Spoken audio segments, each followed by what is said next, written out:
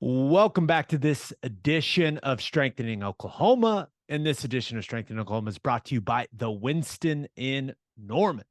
The Winston's got great food, better drinks, and the best patio in Norman.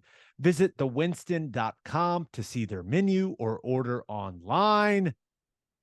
The Cheez-It Bowl is nearing, and to help us break it all down, Oklahoma safety Key Lawrence is in the house. Key, how we Yes, doing, man? sir. I'm all right. How you doing? I'm doing well, man. I'm doing well.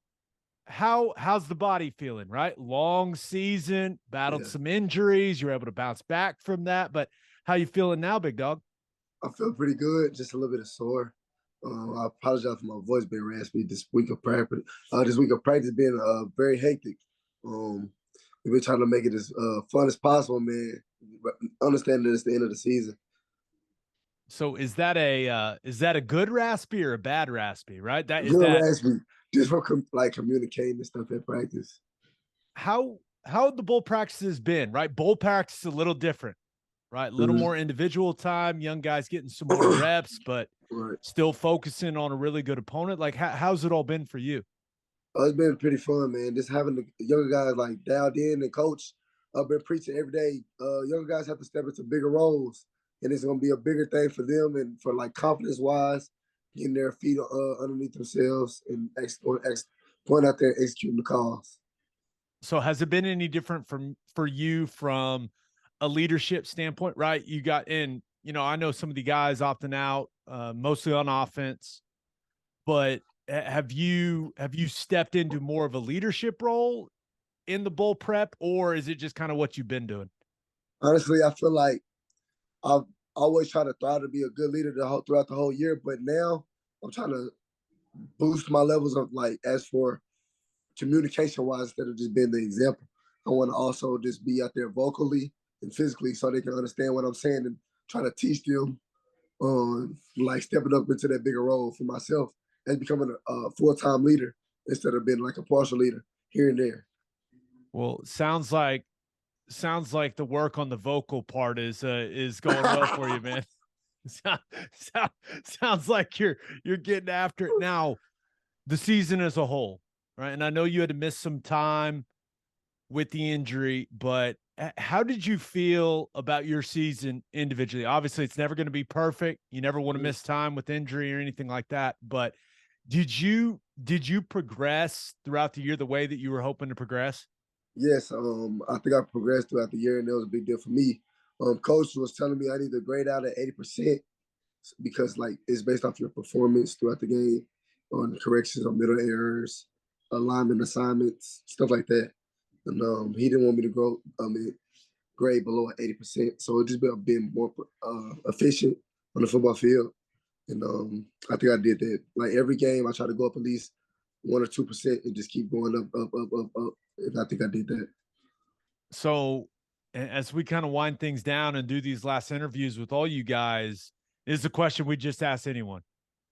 Have you made a decision about next season, whether that be declaring for the draft, Right. transfer portal? Is that a conversation you've had with the coaches, your family? Have you come to any type of decision yet about next season? No, I just been worried about this, Florida State right now and all the critics that's against us. So that's what I've been focused on. But let's talk a little more about that Florida State matchup. Let's break it down a little bit, and that breakdown is brought to you by the Oklahoma Proton Center. It's one of the top cancer centers in the region using state-of-the-art proton therapy. Oklahoma Proton Center, more than a cure, quality of life. No one thinks y'all are going to win, huh? No, but that's No one's fine. giving you a chance, huh? That's fine. That's fine. How do you Like handle that? work, just go out there and shut them up, like from the jump. It's just something like it should give somebody fuel. If this doesn't want you to play and prove somebody wrong, then you playing the wrong sport. It's simple as that. Like this to have like lead the fire into someone's butt and just get them going. I hear you. Now, you're the type of guy, getting to know you over these last couple of years, certainly not a guy that backs down from a challenge. Right. So when that matchup was released, right? You see you got Florida State in the Cheez-It Bowl, what was your initial reaction? Let's do it because I feel like they're one of the teams that's like found their mojo, and it's gonna be a big test for us, understanding that we faced a lot of adversity, a lot of tragedies throughout the season, like with injuries, players lost to the NFL draft, and like transfer portal stuff like that. And I feel like this is gonna be a big stepping stone for us as a program to see where we are, and then just showing the people in the university that we have fighting us still, no matter what. What type of challenge is this going to be for you guys defensively, right? Florida State, a lot of firepower on that offense, a lot of athleticism, a lot of speed. What type of challenge you looking at in this one? It's gonna be a good one, man. They got a great quarterback on the opposite side of the sideline, and they got a great offense, man. They're in a role right now, but I feel like it's gonna be just like every other week, just going out there and preparing and battling against ourselves, just trying to go out there, line up, and execute the calls as best we can. So as you prepare for a bowl game, now that finals are over, and I'm sure they went perfectly for you, sure you crushed it. now that is out of the way, right? Yeah. Now that you've taken care of your business academically, how much more can you prepare mentally for a bowl game having this amount of time to get ready? Right. Of course, it's human nature to get lackadaisical, but it's this is something that you want to double down on while you can, when you can. So like it just be much more of a preparation thing instead of reacting, and you already trying to anticipate now. It's a big stepping stone from one another, and I think that's going to help a lot of us just getting back in that film room like we did today and the day before and the day like previous too, and just trying to outwork the opponent. You mentioned their quarterback Jordan Travis. Guy's a good player, right? Yeah. Extremely athletic. Has really found himself as a passer in the back half of the season as well. What are the keys for you as a defense to slow him down? To make him use his own arm.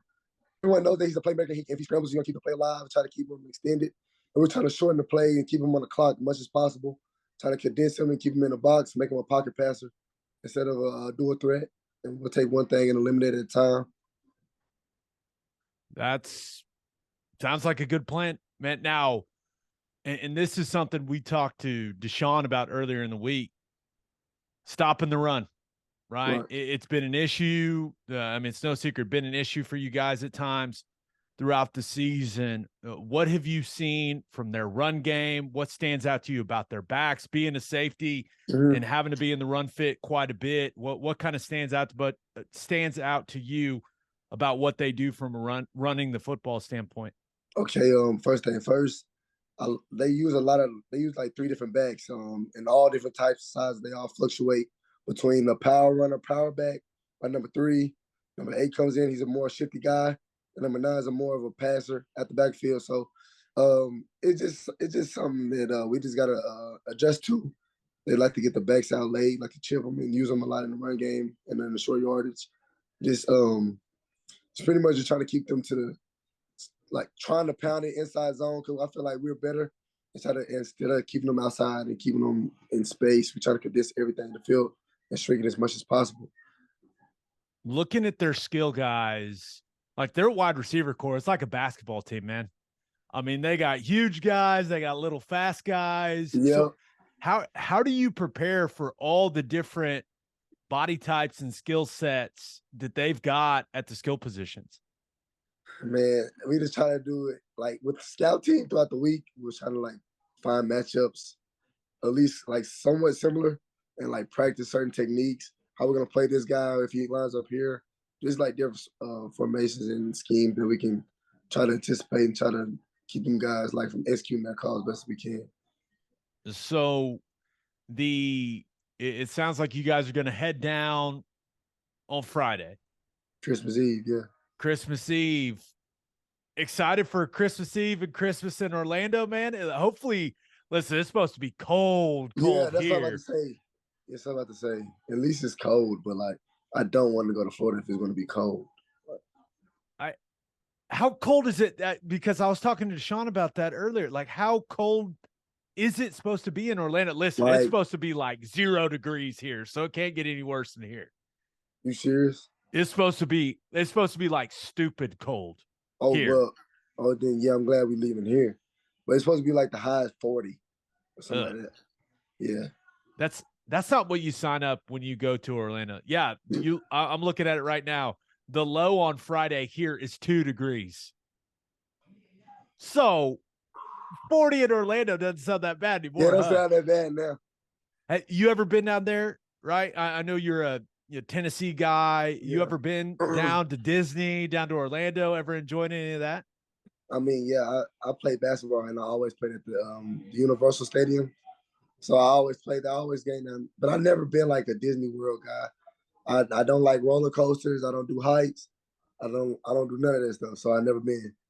Well, there you go. I'm guessing you're talking like AU Nationals there at the Disney World of Sports. Yeah, believe it or not, I used to dabble. Used to dabble a little bit, man. I know. Not dabble.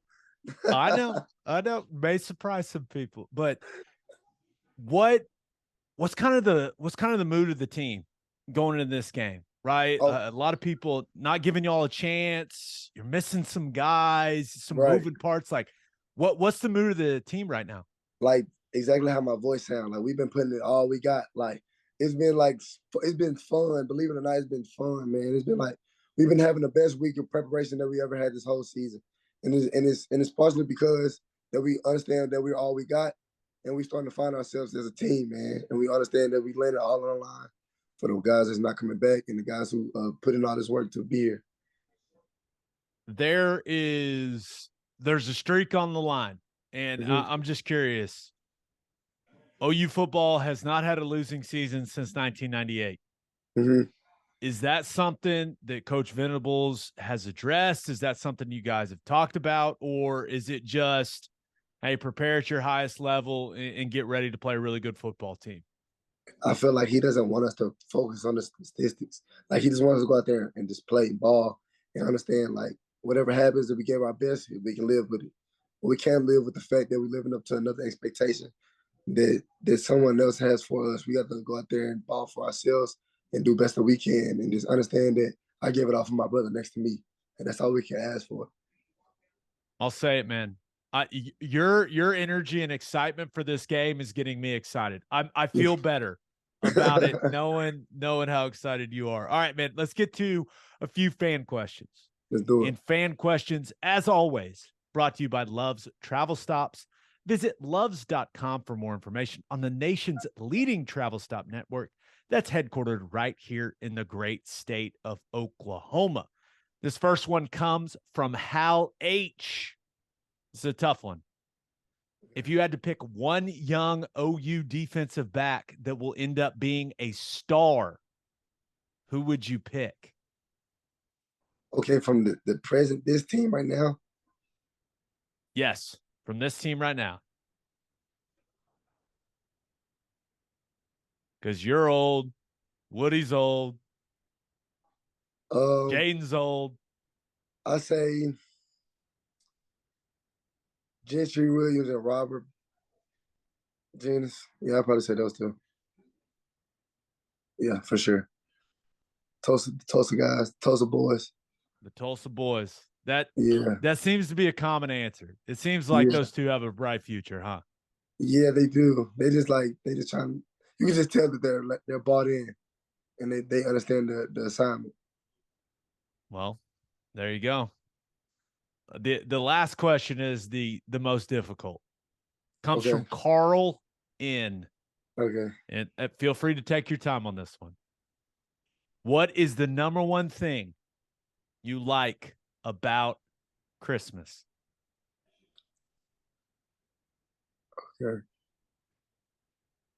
Okay, this is pretty much easy, man. Just the energy, like everywhere. Everywhere you go, everyone is more like 2 times more happy.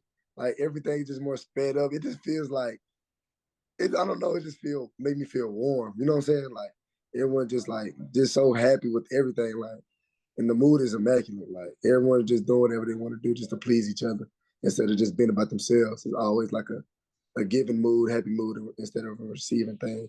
If that makes sense.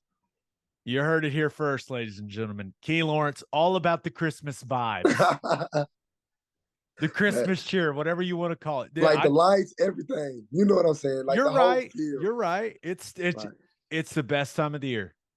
It is. Thanks. And you got a fun football game to play just a couple days after Christmas. Key, it's been a lot of fun getting to know you better with these interviews. I know the fan base has really enjoyed it. We appreciate all the time you've given, man. Thank you. Of course.